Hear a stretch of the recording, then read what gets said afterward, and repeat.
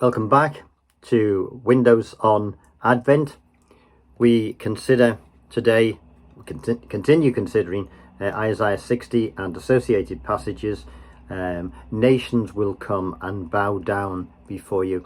So yesterday we began to look at how the Old Testament prophecies pointed forward to the experience of the shepherds who would come to the birth of the Lord Jesus. And now we turn to these kings or wise men who will also come and bow down and worship before the Messiah.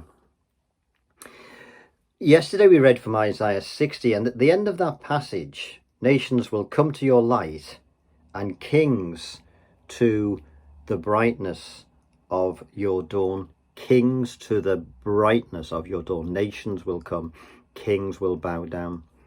Now, the Magi, we don't know whether they were kings or not. I mean, there's so much surrounding the Magi. The classic trick question, isn't it? How many wise men were there? People say 3 because there's 3 gifts, but we don't know. One of them could have been generous and brought 2, and the other one could have just brought 1. Or there could have been 4 wise men, and one of them was mean or lost his gift on the way. I mean, nobody knows. We're not told. The Bible doesn't say how many wise men there were. Legends have suggested there were even 12 of them. You know, it's a good figure, 12, isn't it? And legend has also made them kings, even given them names: Caspar, Balthazar, and Melchior, and even described what they looked like, and etc., etc. But none of that's in the Bible. All we know is that Magi came from the east. What we do know is that men who were from Media, from the Medes and the Persians, were very interested in astrology. Astrology and astronomy were very similar in those days. And at one point, they were a warlike tribe who tried to overtake the Persians. They failed, and after that, they committed themselves to a priesthood, a bit like the Levites in a sense, in the Jewish dispensation. And no sacrifice could ever be offered without a Mede being present. They were scryers of the liver. They would read prophecies from the liver, and they were very clever, very, very well educated. And at some point, these wise men had read in their scrolls of a future king, and this king would be heralded by a star, and they see a star and they follow the star. They come from the east. We don't know whether they were from Persia, from the Medes and the Persians. Maybe they came from Babylon, but they came from the east, which makes them Gentiles. They're not Jews. Jesus is going to be a light to the Gentiles, and Gentiles come to his birth. The shepherds were Jews. These wise men were Gentiles. We could spend quite a long time discussing what the star was. Some people have said it was Halley's Comet, which apparently was around about 11 BC. We shouldn't be too precious about the dates, because we know that Herod was still alive when the Lord Jesus was born, because Herod wanted to kill him, but Herod was dead by 4 BC. And there is a monk who was playing around with the dates, and he got it kind of mixed up. They've always been messing around with dates. So it's possible that the Lord Jesus was born maybe 5 or 6 BC. We don't know. We can't be exact about that. We know that in 7 BC there was a conjunction, an apparent coming together of Jupiter and Saturn, and you can actually see that now. I mean, these kind of things happen every so often, and the 2 planets will rise in the early evening sky, and they'll appear to become one planet because of their orbits crossing over each other. You could look this up. You could even get out there and see if you can see Saturn and Jupiter. Jupiter's the king planet anyway, isn't it? So these 2 coming together. There's a third possibility, and that is in the year 5 BC, which still fits within the Herod remit. The dog star Sirius in the Egyptian month of Mesori, means birth of a prince, rose heliacally. And all that means is that instead of rising in the evening, it rose at dawn in that particular month. And some people have said, in its rising, but in its rising can also mean in the east, so you can translate it either way. Could have been a supernova, don't know. They followed the star, and the star led them to Bethlehem.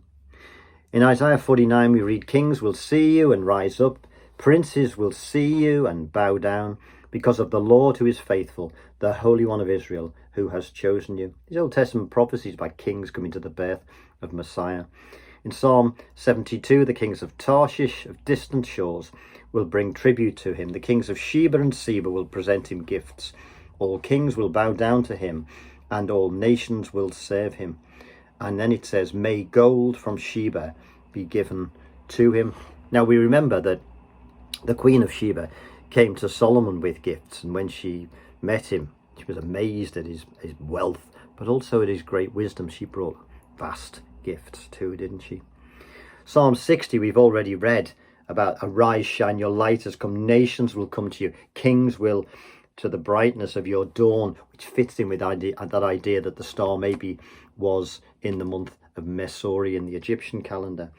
But it says, look and be radiant. Your heart will throb and swell with joy. The wealth on the seas will be brought to you. The riches of the nations will come. Heads of camels will cover your land. Young camels of Midian and Ephah, and all from Sheba will come bearing gold and incense and proclaiming the praise of the Lord. Surely the islands look to me. In the lead are the Tarshish, bringing your sons from afar with their silver and gold. So you've got gold and you've got incense mentioned in those prophecies. What about myrrh? Well, myrrh also is a gift fit for a king. I mean, gold is obviously a kingly gift. Incense is a gift for a priest. But we read about myrrh being offered to the king. Now, Song of Songs is usually thought of as a song between King Solomon and also his lover. And Song of Songs 3 verse 6 says, who is this coming up from the desert like a column of smoke, perfumed with myrrh and incense, made from all the spices of the merchant? So there's myrrh relating to a king. And also in Psalm 45, which is one of these royal psalms and is considered to be a wedding hymn, maybe for Solomon, starts out with those lovely words, my heart is inditing a good matter, I speak of the things concerning the king. In Psalm 45 verse 8 it says, all your robes are fragrant with myrrh and aloes and cassia, from palaces adorned with ivory, the music of the strings makes you glad. So myrrh is very much still a kingly gift. But if gold is really the kingly gift and incense is the priestly gift, because they anointed kings and they anointed priests, myrrh is often used in weddings, hence Song of Songs and Psalm 45, but also used at death, and it reminds us of the Lord's body being anointed with myrrh for his burial. Speaks of him as a very human one. So wise men come to worship, and it takes us, doesn't it, into Matthew chapter 2. People often have the wise men and the shepherds in the stable together. I mean, it's nice, isn't it, to conflate the two stories and bring everyone together, particularly if you're doing a nativity. It gives the kids far more to do. It means you don't have to have so many kids dressed up as sheep. At least you can have 3 of them dressed up as wise men.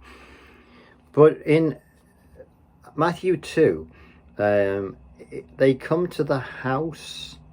They come first of all to Jerusalem. They speak to King Herod. Where is he who's been born king of the Jews? We've seen his star in the east and have come to worship him. Now, of course, Herod's much disturbed. He calls the scribes and the priests together. They tell him about the prophecy of Bethlehem. So he's sort of crafty, Herod, isn't he? And he sends the wise men, go and make a careful search for the child. As soon as you have found him, report to me, so that I too may go and worship him and chop off his head. After they had heard the king, they went on their way, and the star they had seen in the east, or in its rising, en anatole in the Greek, went ahead of them until it stopped over the place where the child was. When they saw the star, they were overjoyed. On coming to the house, I mentioned of a stable, on coming to the house, they saw the child with his mother Mary, and they bowed down and worshipped him. Then they opened their treasures and presented him with gifts of gold and of incense and of myrrh. And having been warned in a dream not to go back to Herod, good idea, they returned to their country by another route. He's a child and he's in the house. But wise men, nations, kings, come to your light and to your dawn. And so we've dealt with, in these past 2 days, two groups of people who come from totally different strata of society. Shepherds were the lowest of the low. They weren't even allowed to go in the temple because they couldn't keep themselves ritually pure, but they were the ones who were providing the lambs for the sacrifices. And wise men whose robes were perfumed with aloes and cassia and myrrh come from far distant lands. Jews and Gentiles together come to worship the light of the world. Tomorrow we'll deal with one more character, and his birth was foretold as well, and that is John the Baptist, but we'll leave that till tomorrow. So may the Lord bless you and keep you, and make his face shine upon you, and give you his peace at this Advent season.